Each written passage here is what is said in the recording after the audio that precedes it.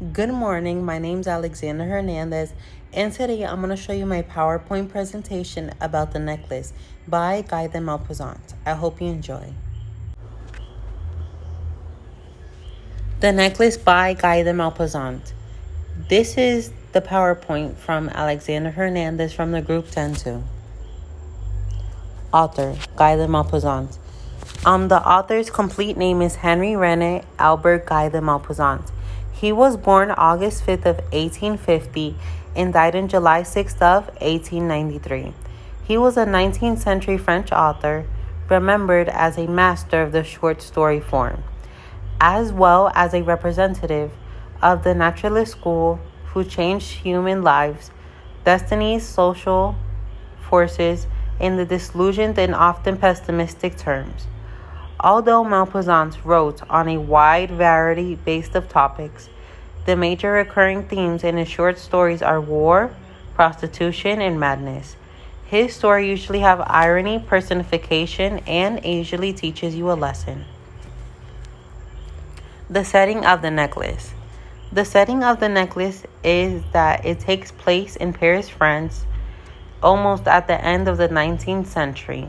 The setting is important because, as you will see in the further slides, it uses the setting to reflect on the character and development of the main character, who is Mathilde Loisel.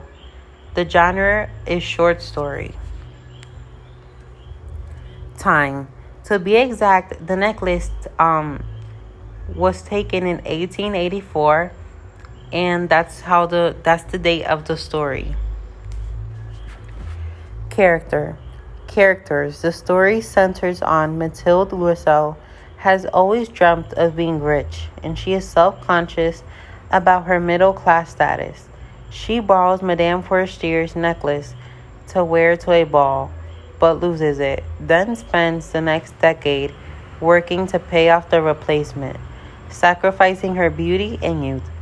Yet did she know that the necklace was fake, with fake diamonds, and she thought it was real. Monsieur Loisel is Mathilde's husband and a government clerk. He procures the invitation to the ball for Mathilde and helps to pay off the debt.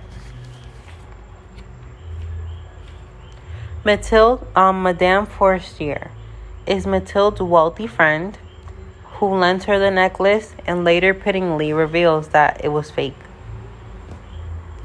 Direct characterization of Madame Loisel. Direct characterization occurs when the reader is told what a character is like or describes what she thinks about the character. The necklace, Madame Loisel, is a very pretty, charming young woman. The minor characters are the first jeweler. The first jeweler's name is on the box of the lost necklace. The second jeweler he is the jeweler in which Loisel finds an identical to the lost necklace. The second jeweler is the one that she replaces the necklace with, instead of admitting that she lost it. The protagonist in the story is Mathilde Loisel. She has been blessed with physical beauty, but not with the lifestyle that she has yearned for, and she feels deeply discontented with her lot in life, and that she's not in a higher social class, even though she deserves to be, and she believes she wants to, but she's still stuck in the middle social class since she married a clerk. Antagonist in the necklace. The antagonist is also Mathilde herself. While Mathilde is the protagonist of the story, facing the conflict of a life she despises, it is her own attitude of never being satisfied that ultimately leads to her downfall. Conflict number 1. Character versus self. Mathilde believes she belongs in a higher social class, and she is ashamed she is in a middle social class after marrying a clerk. This type of conflict is character versus self. Internal conflict, because it shows she changes to believing she belongs in a higher social class to eventually accepting it. The evidence to this is that she let herself be married to a clerk. She suffered a lot, feeling herself born for all the luxuries in life. Conflict number 2, character versus society.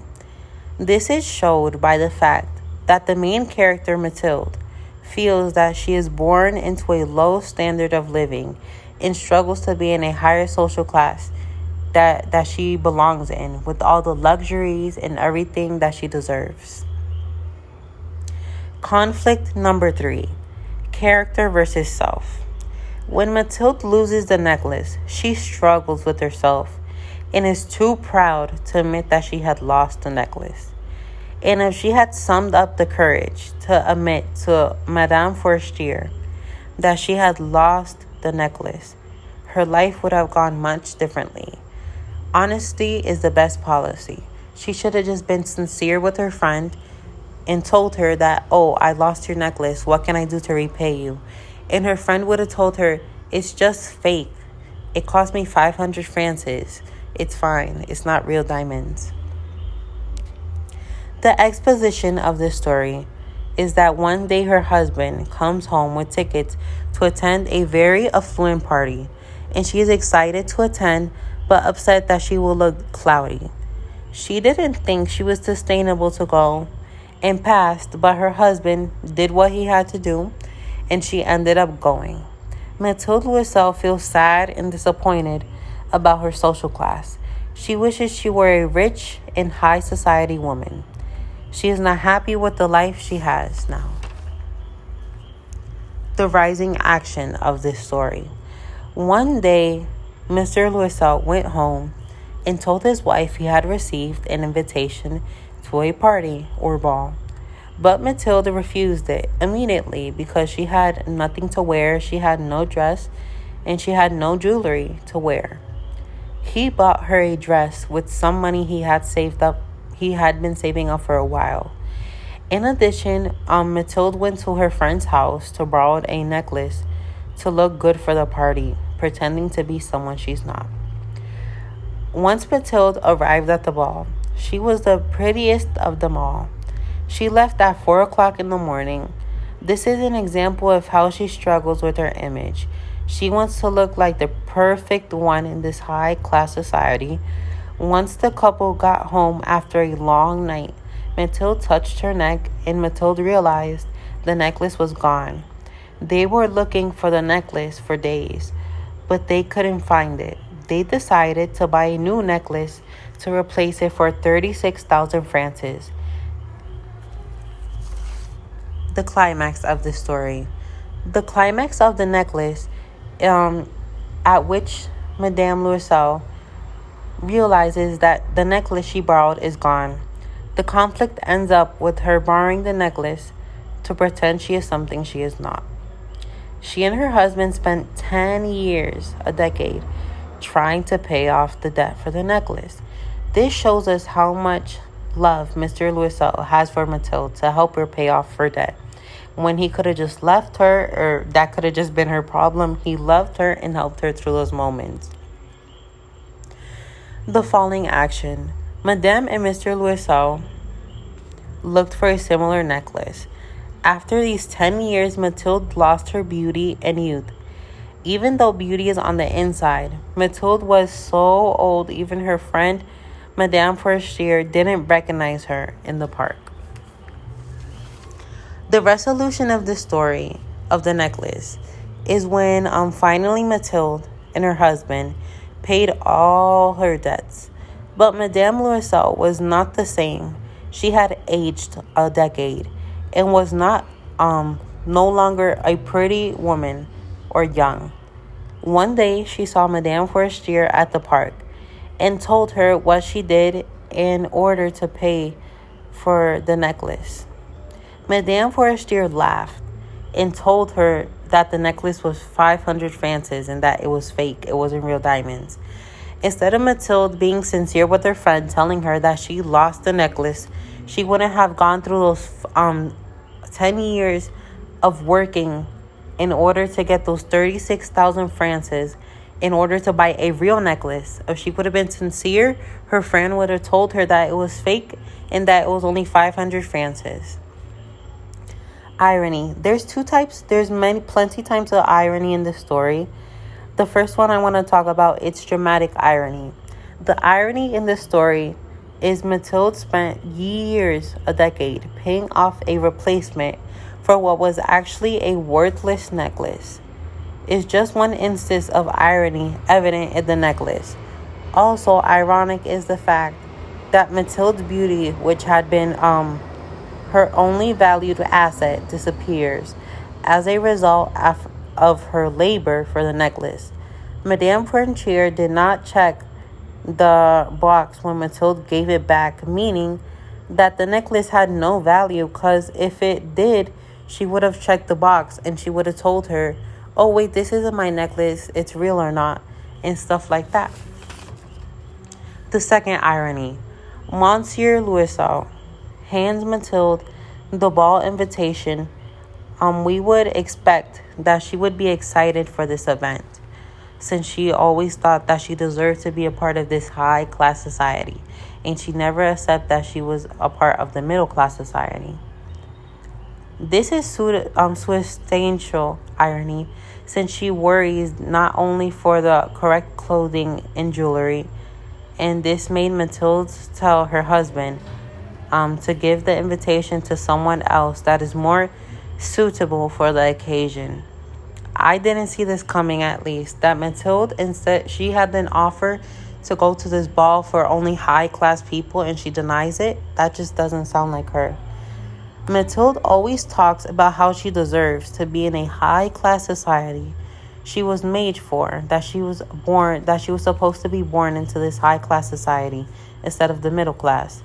She was made for all these luxuries in life, but when she gets the chance, she doesn't accept it because she has nothing to wear.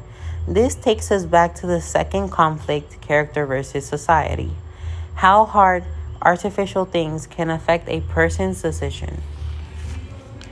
As we can see, these are two images of different Frances. As we can see in the coin, that's what they usually used in the 19th century. That's 100 Frances from 1889. And as we can see, the bills that are more modern.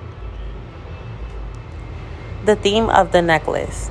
Well, we can see it through the necklace, which brought conflict during the whole story. Suffering. Mathilde suffers always over the circumstances of her life, of how she lives. She also suffers when she loses the necklace.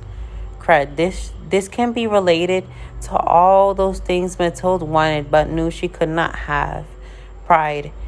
It is pride that prevents Mathilde and her husband from admitting they've lost an expensive necklace. Instead of Mathilde being sincere with her friend and telling her that she lost the necklace, her friend would have told her that it was fake, and she wouldn't have been gone through all those years of work trying to pay off something that wasn't even real after all. The narrator's point of view. The narrator's point of view is in third person. The text evidence is she was one of those pretty and charming girls who are sometimes, as if by mistake of destiny, born in a family of clerks. My opinion is that Mathilde, she should have been honest with her friend so she didn't have to suffer. And also, she shouldn't have put her husband through all that. Even though love is love, right? And I believe that she could have been honest to her friend and she wouldn't have gone through all of the things that she had to go through. That's all for my presentation. I really hope you enjoyed it. And that's all for my part. Thank you. Have a good day.